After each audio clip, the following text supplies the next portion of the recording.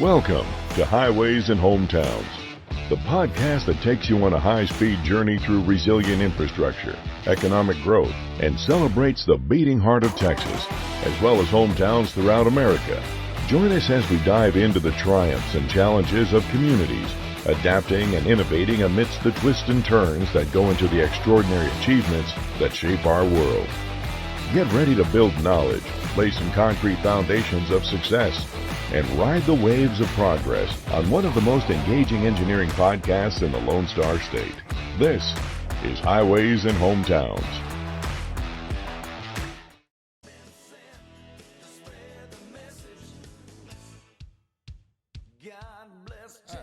We're just going to flow right along. Welcome back. We're going to have another guest with us joining us on the Highways and Hometowns podcast, brought to you by the Texas Concrete Pipe Association. Once again, we're live from the ACPA 2024 Pipe School in Frisco, Texas. Our next guest today, all the way from Alabama. That's right. Skip Powe, right? Yes. Introduce yourself. Tell us what you do.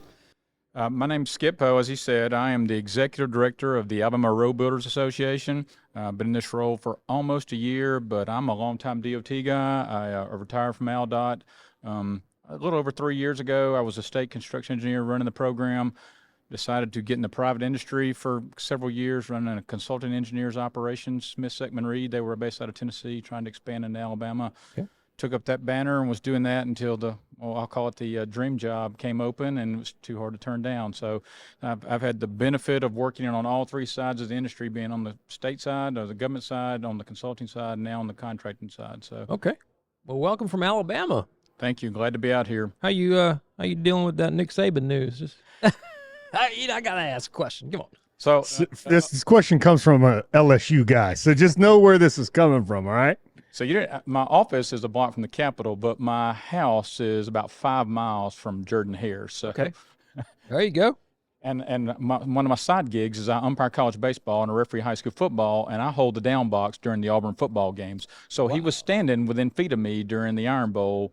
So not when they threw the 4th and 31 Hail Mary, but roughly, yes, most of the game he was. If I was within the 20s or 30s, he was standing next to me. Or near me. Wow, very cool. We love to hear about personal stories like that. So you umpire college baseball. Yes. And you ref college football? I umpire college, but I referee high school football. I worked small okay. college football years ago, but baseball got so demanding it was too hard to keep up with both and have a normal job. So that's fantastic. Yeah, road and bridge construction is busy enough to turn around and try to referee 2 college sports. That's impossible. You have to. I don't sleep very much as it is, but I mean that's impossible to try to do all that. Good deal. Well, are you in the SEC for baseball? I work in 5 or 6 different Division I conferences across the Southeast. Man, that's really neat. That's just a great baseball part of the country. It is.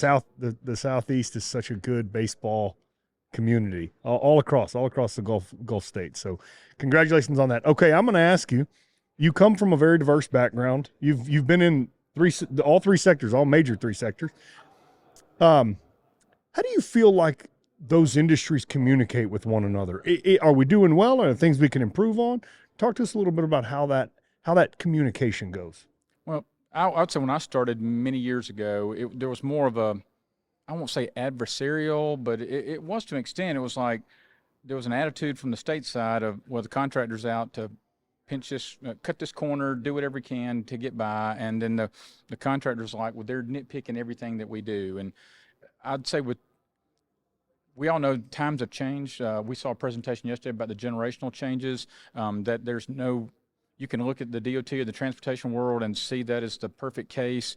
The people who worked for me before I retired had a lot different style than what we started years ago, and that carries over to both sides now. So it's a case where your workforce on both sides is not as experienced as they were years ago. You don't see these 35, 40, 50-year career employees that hung around forever that had a strong foundation. There's a lot more turnover, and so that means there's a lot more learning curve on both sides, and roughly the best way to move forward on things like that is not have this adversarial relationship, really need to partner, because problems are going to happen. And if you're in an adversarial relationship, then roughly that means issues drag on and on and on and on. And when that happens, who loses? The public loses, because now this project that was supposed to take 9 months, a year, 2 years turns into add 3 to 6 months. And that means people are driving through those projects. And so the best way to move forward is roughly just realize both of you have a role to do. You both have responsibilities. Let's partner together to try to get the job done and best so that the public wins. We've spoke all day, and that's such a great observation that you just had right there, that we are losing the experience within our industry, and that's something that we often take for granted and we don't recognize. So I love hearing that answer. What are Steve, go for it. So what are some, we ask everybody this, so what are some challenges you come across in what you do? I think one of the things we're all facing right now, let's go back to well, there's several things. Let's start with work zone safety. Okay. From the standpoint of, for years and years, we all relied on the fact that cones and drones, everybody roughly, drove the speed limit or something relatively close. In this day and age, in the society we live in, everything's wide open all the time. And so people now drive through work zones. There's no checking up anymore. If it says it's 50, 55, you can guarantee you people are still going to roll through at 70 or 75 unless there's some kind of deterrent from you doing that. Or maybe the work makes you to slow down, but otherwise people are just going to blow and go. And so at this point in time, that puts our workers at more and more risk. Right. And so it's sad to see. And then the other thing that factors into work zone safety is distracted driving. Yeah. I mean, you think about, for years, we drove through work zones and your parents are doing 50 miles an hour, 55 miles an hour, whatever it was, and there are no cell phones. We didn't wear seatbelts. Yep. Times were different. Yeah, we slept in the floorboard of the car going somewhere. The things you could get away. Well, now you can't do any of that. And so now, I ride through work zones, and Alabama passed a hands-free law last year, but I drive through a major bridge construction project on the interstate going to and from work every day. And I can guarantee you, I can pass somebody in a 50-mile-an-hour speed zone and look over there, and they'll force me to pass them on the right because they're in the wrong lane. And I look over there, and they're next to the barrier rail, and they're looking down on their phone, reading a novel, reading the newspaper, trying to do something they shouldn't be doing. And so now you're down right here. Next thing you know, something happens and you look up, it's too late. Yep. You're in a crash. And that roughly puts our workers in a bad position. And so that's one of the challenges we face, is how to get a message out to the people that you always hear speed kills. Yeah. And speed does kill, but I think the problem we're seeing is an increase in accidents is the distraction puts you in a position that if you weren't distracted and you're speeding, you probably could adjust. But when you're distracted and now you're speeding, it's too late. You can't do anything about it. Right. And so how do we get a message out to the people now to put your phone down, whether you're in a work zone or not, and pay attention to the roadway because of the risk? And 75% of the people injured in a work zone crash anyway are not the worker. Right. It's your wife, it's your cousin, it's your neighbor, and their child in the car with him. And so they're the ones that's really going to get hurt. Yes, 25% are workers, and we care about our workers. That's our work family. But people don't realize that most of crashes actually in a work zone or just the average Joe trying to get to and from work or school or their kid's game. Right. So that's one of the issues, and we're trying to get that message out. And I know in Alabama, we've roughly gone through a series of PSAs that the industry has made. Right. AlDOT's even made some, trying to get that out there, because let's be realistic. If it's on social media, it's guaranteed fact, right? Exactly. And people that's more the news. Yeah, that is the news. People Right. are going to look at that. So if we can get a grassroots movement going through and try to get that out there, then I think that's the best way to get some attention. And we roughly have got a program going on right now where we made coloring books about work zone issues. Oh, that's good. And so roughly we've got one of our guys has got a safety dog. And so Millie roughly got honored, just recognized by the governor, and she got honorary deputized by the troopers. And so they're going around to schools with the coloring books. And so roughly putting a program for 3rd and 4th graders. And so talk about no phones in the cone zone. Right. And so then all the hazards, and then they send the coloring books. The teachers send those home with them for homework. Right. So now little Johnny can be sitting there with his mom and dad at the kitchen table. Family affair. Yeah. They can say, hey, Mom, look what we learned in school today. Look, hey, Dad. And so now the next time you go blazing through a work zone and little Johnny's in the back seat, what's he going to say? Hey, Mom, Millie said put the phone down and pay attention. Right. So if you can start reaching them at a younger age, then you make a difference. And then you have states like Oklahoma who just passed a a law where basically if you're trying to apply for your driver's license, then the Oklahoma DOT puts on a work zone training class as part of that driver's ed and license. What's the word? When you pass your test. Right. So you have to go through that class now to get your driver's license. So it's an ideal way if we can start with them as young, and then as you get your driver's license, if we can get to the point where have that kind of training and emphasis, Right. then roughly you're going to make a point in the long run about, train your child. Yep. And so if you can train your child, then roughly get to be an adult, they'll remember those lessons, and that's what our goal is. Exactly. Changing gears here. So at AlDOT, tell me, I'm sure there's a lot of growth and infrastructure down in Alabama right now, highways, roads, and so on and so forth. Tell me how you think precast structures, boxes, and pipes has helped to contribute to resiliency and infrastructure in Alabama with their major roadways, highways, storm drain, and so on and so forth. We still have a lot of contractors that are stuck in that mindset of we like to pour our culverts. Yeah. Plain and simple, because of it gives their workers something to do. But we've seen on some of our mega projects where you have a compressed time frame. Yep. That roughly you have to make that choice. Is it worthwhile for me to roughly take X number of days to do that? Correct. Even though it may give my people something to do versus, oh crud, I've got this schedule I've got to make, and this is the most logical thing to do. Yeah. So we're seeing that more and more over the last few years. The projects we did in downtown Birmingham, the mega projects, right. where we dropped the two bridges, the 1.25 mile bridges in downtown Birmingham. We dropped those and rebuilt those within a year. Wow. Johnson Brothers here in Texas roughly came over and did all that work. Okay. And a Southland company, and did a great job. But roughly there was so much work all around that footprint, because you went from the 65-2059 interchange. We called it Malfunction Junction for years and years. We rebuilt it and went all the way about a couple miles to the east to the Red Mountain Expressway interchange. Rebuilt everything in downtown Birmingham, and roughly that was a major factor, is putting in precast structures. Of course, we always use concrete pipe. Everywhere in Alabama, if it's underneath the roadway, it's concrete pipe. Yeah. But then roughly we started seeing precast structures, and there'll be it made a short-term range benefit on the time, but then roughly the fact of we get to evaluate its ability to perform as the way it's always been done in Alabama. Yep. Yeah, that seems to be a tone here that we've been talking with a lot of DOTs, just to how important accelerated construction is, and how precast, how engineered products help with that accelerated construction. Timelines are tight these days, and the projects get funded, a lot of projects, but then you got this window to get it done in, and then you don't anticipate for certain weather conditions, so on and so forth, that can hold the job up. So the faster you can get the project in, the project done, people back on the roads not closed, the better.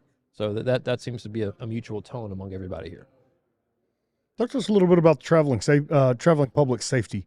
We talked about roadway safety. Let's just talk a little bit about if we're not in a work zone, how is Alabama taking a different look at just roadway safety in general? I guess maybe the communication on how we're getting that out. Well, one thing, AlDOT's got a real good PR effort. Drive Safe Alabama, where they'll roughly do a series of commercials, especially during the college football season. But college football is like Texas; it's king in Alabama, especially with a certain coach who just retired, and so. It's Saturday. Roughly, people are going to have their TVs turned on, and it's a great time to roughly turn around and do an ad campaign. So, whether it's drunk driving, distracted driving, then roughly there's a campaign. Any type of sports, the state football championships in Alabama, Drive Safe is one of the sponsors, and so roughly there's always one of those things that there'll be. They don't go back to the studio in those games to turn around, because there is no real studio for them. You basically got two guys in the booth doing the broadcast. So roughly they go to the sideline, and one of the sponsors, they do a whole spiel. And so one of them is always the Drive Safe efforts and trying to get a message out there to help people turn around. And like I said, it covers everything. Seatbelts.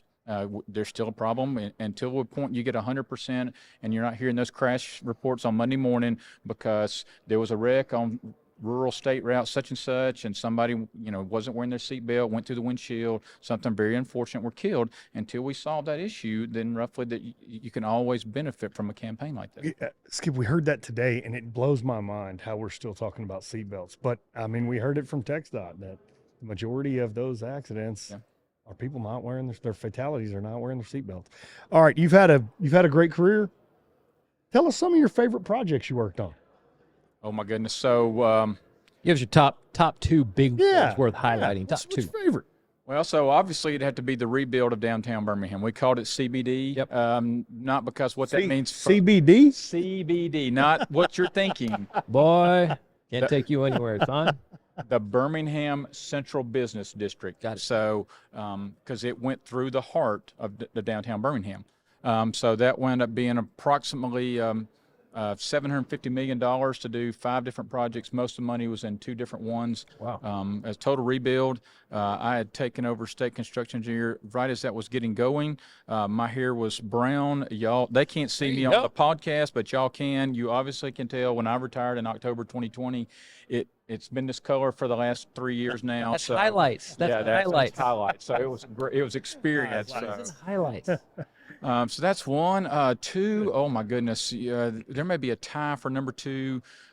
We built what we jokingly call the Nick Saban Bridge in Tuscaloosa over McFarland Boulevard, and it's 2059 over McFarland. Okay. So we put in it's a crimson colored arch bridge. Of course it is. That was designed by an Auburn engineer. That's kind of ironic. I joked about putting a plate underneath it, but it was one of those we don't build arch bridges in Alabama. So that was unique. But many years ago, the National Center of Asphalt Technology built the test track, which is known all across the country for putting in experimental pavements and putting trucks on there for several years on a cycle, and they're roughly coming up with lessons learned on what's the best pavement options, best materials to use. So I was greatly involved. I was deeply involved for several rounds of that, both the original construction and then a couple of resurfacing rounds. So that's something kind of special that you roughly don't get to do every day. I mean, we all get a chance to pave a road, grade a project, build a bridge, but turn around and doing something like that's going to be around for, well, it's now 24 years old. Right. And so, and it's still turnaround states are, materials change. Traffic changes. You can always turn around and find better pavements to turn around and find something that's going to be resilient and last and perform. That's what you want. Absolutely. Very cool. Those are fantastic projects. Very Thanks cool. for sharing. Very cool. Well, hey, thank you so much for joining us right now. Hope you enjoy the rest of your pipe school. Good luck in Alabama next year with the football team. I mean, I have hope for you. Come on, I'm an LSU guy. You know I'm going to give you some. That's okay. There you go. Oh, your coach is very intense too, by the way. Yeah, he is. Very intense. Very. They can still cheer for Auburn. Auburn's got the same coach. Fine. There you go. Yeah, Tiger's hey. a tiger. Yeah, there you go. All right, thanks for having me. Hey, course, thank you thank very much. So I'm Steve Nilfortune. That's Patrick Tarleton. Stick around. We might have one more guest coming up live from Pipe School. Thank you. That's this episode, and we'll talk to you in a little bit.